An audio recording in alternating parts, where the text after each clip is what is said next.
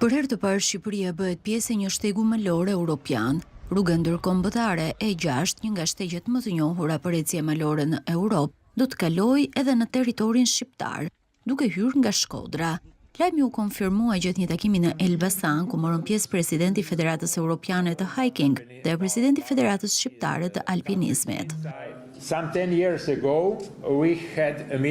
Disa vite më parë, në një takim kemi vendosur që 2 rrugë europiane të kalojnë në vendet e Ballkanit. Kemi vendosur tashmë që në Shqipëri të kalojnë rrugët E6 dhe E12. E12 do të kalojë përgjatë detit Mesdhe, por sot nuk do të flasim për të sepse këtë vit kemi vendosur të promovojmë rrugën E6. Kjo rrugë do të hyjë në Shqipëri nga Shkodra përmes Malit të Zi.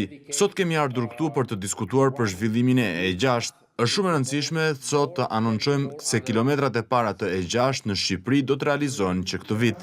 Ky zhvillim pritet të ndikojë ndjeshëm në promovimin e turizmit malor dhe bukurive natyrore të Shqipërisë, duke sjellë përfitime ekonomike dhe një rritje të numrit të turistëve vendas dhe të huaj.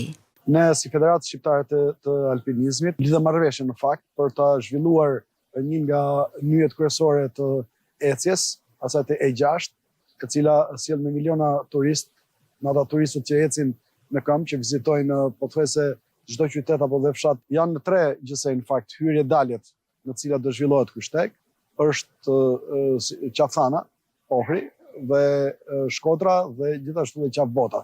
Këto janë 3 pikat në të cilat neve do të lidhim këto nyje në të cilat do kalojë shtegu kryesor europian i E6-s. Ky është një hap i rëndësishëm drejt vendosjes së Shqipërisë në hartën europiane të turizmit malor dhe aventurës.